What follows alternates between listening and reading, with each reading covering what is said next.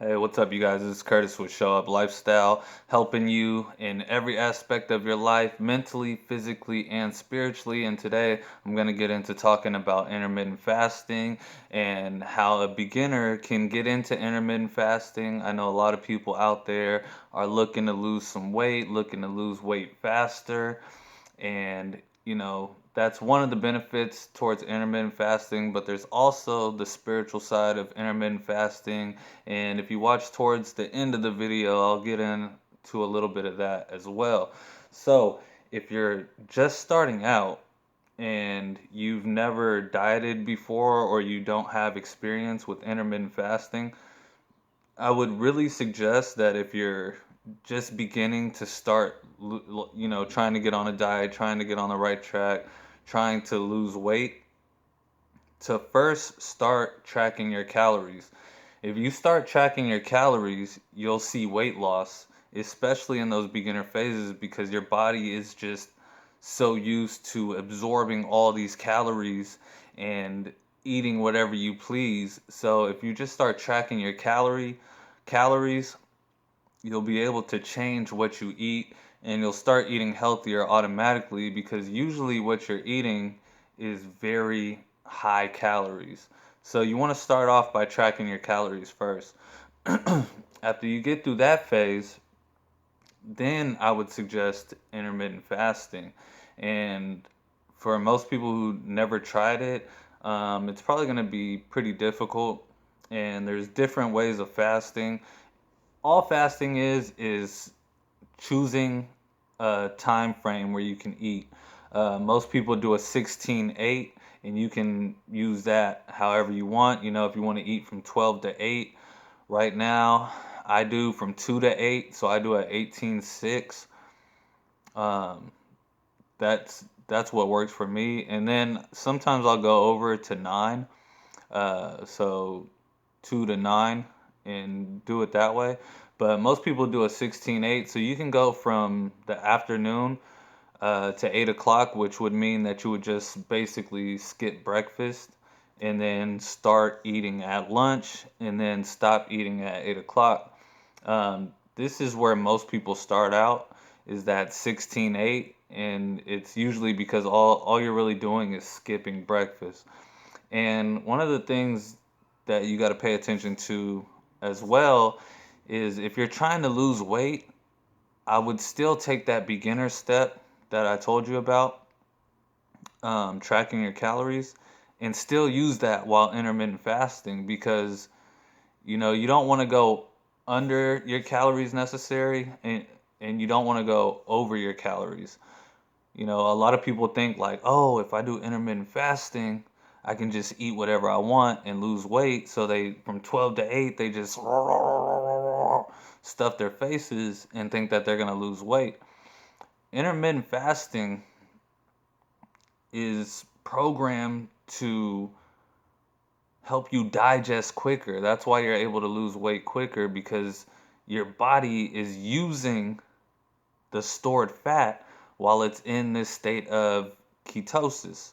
Um, People think the keto diet is the only way to um, create ketones, but intermittent fasting also does the same thing. It's just a period of time where your body isn't absorbing calories, and it gets into the state of ketosis where it starts burning stored fat.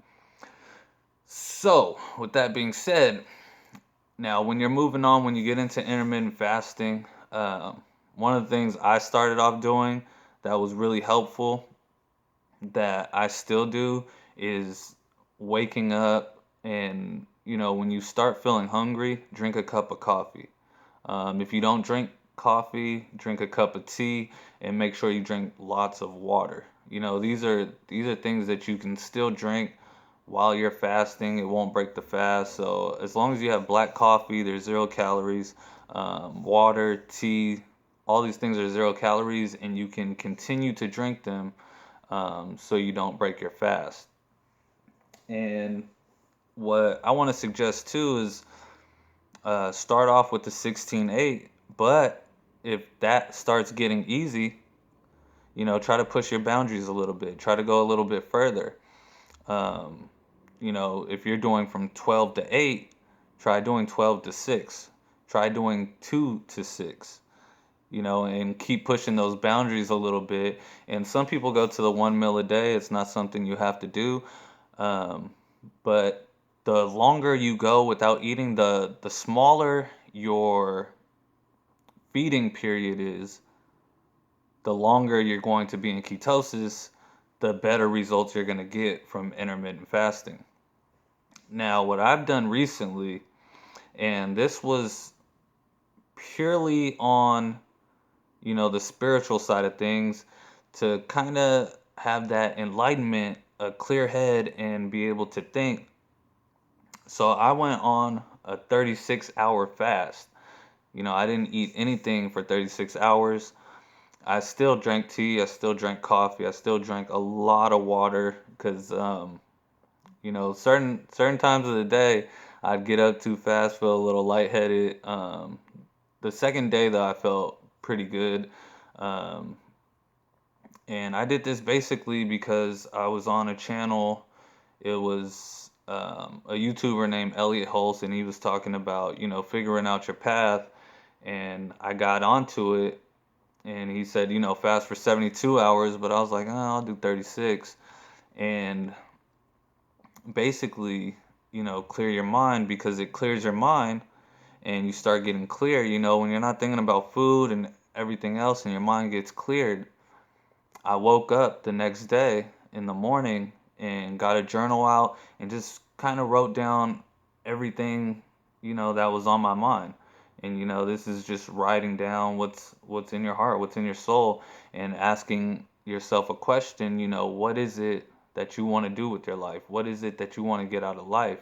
And it's a good way to have kind of a spiritual awakening, so you can really have this clear image, of, okay, this is what I want to do. This is kind of how I want my life to play out. These are the actions I want to take. These are some of the goals I want to achieve.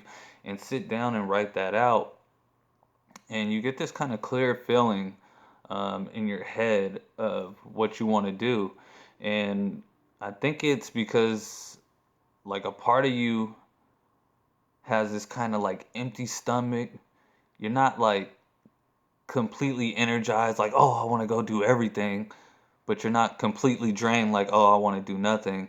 You're kind of in this phase where it's just like, what's really important, and that's a good phase to be in when you're trying to figure out your life, is, you know, not, what does my ego want to do? What does the ego say do? Um, I want to be a celebrity. I want to be famous. I want to look really good. All these thoughts, you're not so much into that because you don't have the energy to waste time. And also on this 36-hour fast, no social media, no TV. It's really just 36 hours of, just writing down your thoughts, and figuring it all out. And it really helps you clear your mind. So you get rid of this like egotistical idea of things that you have to do, or, egotistical things that you have to accomplish to impress other people, and you really get down into yourself through this clear, body. All the junk is out of your body, all the junk is out of your head, and you get down to this clear state where you're really able to focus in on what it is really that you want in life. Not these egotistical things, material world things, out of your body things.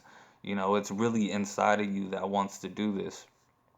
So you start by doing the 36-hour fast, and then you just let go of the social media, let go of watching YouTube, and you really just give yourself 36 hours to think, fast, drink water, and write and figure out your life. And now's the best time because we're all on lockdown and we have the time. We don't have to go to work, so we don't have to worry about being hungry.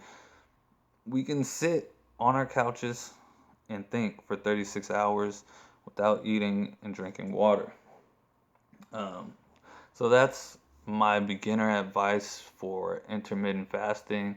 If you want to start tracking your calories, I have been using MyFitnessPal and it's perfect. I set the settings for not active at all, even though, I'm pretty active. I get up in the morning, go for jogs, do jump roping, push ups, sit ups, reverse crunches, a lot of stuff daily, 30 minutes to an hour daily.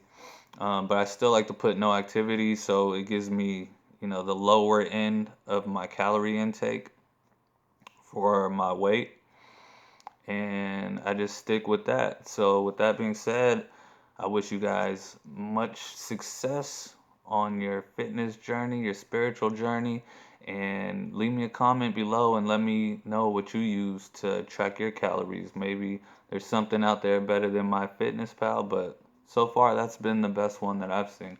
Thank you for watching. Keep checking out the channel, subscribe below, and I'll see you next time.